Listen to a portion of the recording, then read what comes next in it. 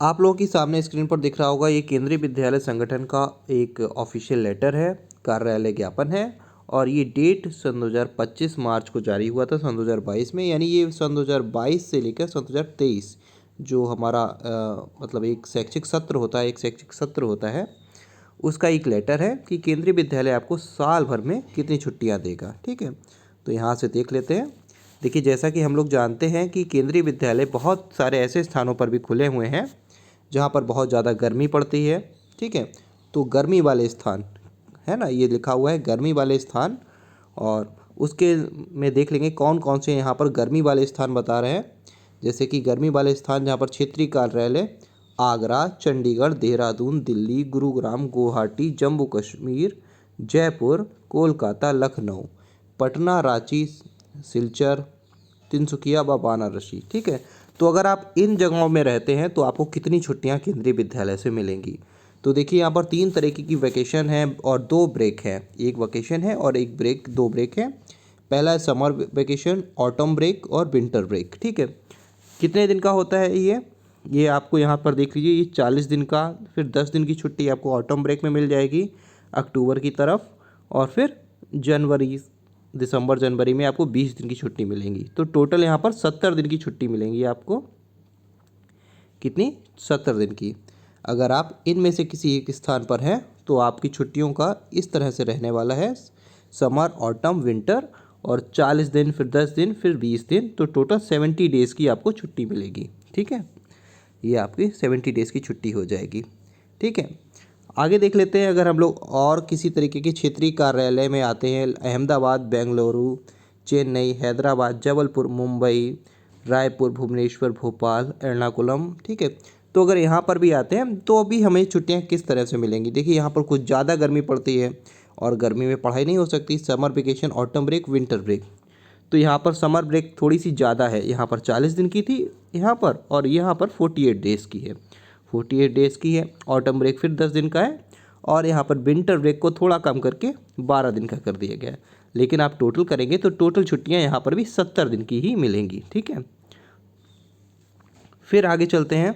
अगर आप इनमें से सर्दी वाले किसी इलाके से रहने वाले हैं और केंद्रीय विद्यालय में आपकी पोस्टिंग है किसी ऐसी जगह पर, मतलब मान लीजिए आपकी पोस्टिंग देहरादून संभाग के अंतर्गत हो जाती है। जैसे देहरादून हम जानते हैं ना कि बहुत ठंडा रहता है। ठीक है, तो यहाँ पर थोड़ा समर ब्रेक कम हो जाता है। समर ब्रेक सिर्फ आपको 10 दिन का ही मिलेगा। ऑटम ब्रेक आपको 10 दिन का मिलेगा, लेकिन विंटर में तो बहुत ज़्यादा पड़ता है, इसलिए यहाँ पर 50 दिन की छुट्टी मिलती है। लेकिन फिर भी हम काउंट करेंगे 10, 10, 10 और 50, ये यहाँ पर भी छुट्टी आपको टोटल 70 डेज़ की मिलेगी। तो कहने का मतलब ये है कि आप केंद्रीय विद्यालय में कहीं पर भी पोस्टेड हो, आपको छुट्टियाँ 70 दिन की ही मिलने वाली हैं। टोटल आपको छुट्टी 70 दिन की मिलेगी। 365 डे में से 70 दिन की छुट्टी आपको ऐसे ब्रेक और वैकेशन की मिलेगी। लेकिन उनका क्रम अलग अलग होगा कि आप कहाँ पर पोस्टेड हैं। ठीक है, जैसे मैं लखनऊ रीजन में पोस्टेड हूँ इस समय, तो मेरी छुट्टियों का क्रम ये रहता है। ठीक है, अगर आप अहमदाबाद रीजन में पोस्टेड हैं तो आपकी छुट्टियों का रीजन ये रहेगा शेड्यूल। और देहरादून में रहने वाले जिनकी पोस्टिंग देहरादून में होती है, उन्हें इस तरह से छुट्टियाँ मिलेंगी। ठीक है,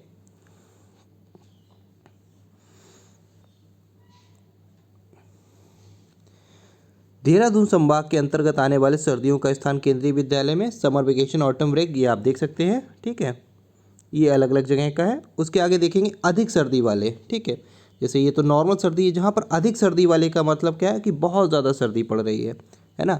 जैसे लेह में, कारगिल में, नुब्रा, लद्दाख, या फिर किसी मतलब मतलब यूटी स्थित क्षेत्रीय केंद्रीय विद्यालय जो हैं, तो वहाँ पर, जहाँ पर मतलब कहने का तात्पर्य ये है कि जहाँ पर दुर्गम स्थान है, बहुत ज़्यादा ठंड पड़ रही है, तो वहाँ पर सिर्फ आपको विंटर वेकेशन मिलेगी। आपको वहाँ पर समर वेकेशन नहीं मिलेगी, क्योंकि समर में तो छुट्टियाँ नहीं होंगी, समर वहाँ बहुत कम ही पड़ती है, ऑटम भी बहुत कम पड़ता है ना, तो इनकी छुट्टियाँ नहीं मिलेगी। लेकिन आपको विंटर ब्रेक मिलेगी, और वो पूरी 70 डेज़ की होगी। ऐसा नहीं है कि आपके साथ कोई भेदभाव होगा।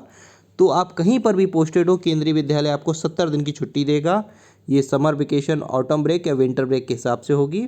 और यहाँ पर देख लीजिए, यहाँ पर समर तो पड़ती नहीं है, मतलब समर होती नहीं है, ऑटम होता नहीं है, केवल विंटर ब्रेक होता है, और वो 70 दिन का होता है। ठीक है, आगे चलेंगे। अगर आपकी पोस्टिंग केंद्रीय विद्यालय तवांग रीजन में हो जाती है ना, तो आपको किस तरीके से छुट्टी मिलेगी। तो आपको समर ब्रेक मिलेगा, विंटर ब्रेक मिलेगा, 20 दिन की छुट्टी यहाँ पर भी होगी और ये 50 दिन की, टोटल यहाँ पर भी आपको 70 डेज़ की छुट्टी मिलेगी। ठीक है, आगे चलेंगे। केंद्रीय विद्यालय डलहौजी, ये डलहौजी में अगर आपकी पोस्टिंग होती है डलहौजी रीजन में और उसके आसपास, तो इस तरह से छुट्टियों का क्रम रहेगा। 10 दिन की समर ब्रेक होगी, 10 दिन की ऑटम ब्रेक होगी और 50 दिन का आपका विंटर ब्रेक होगा।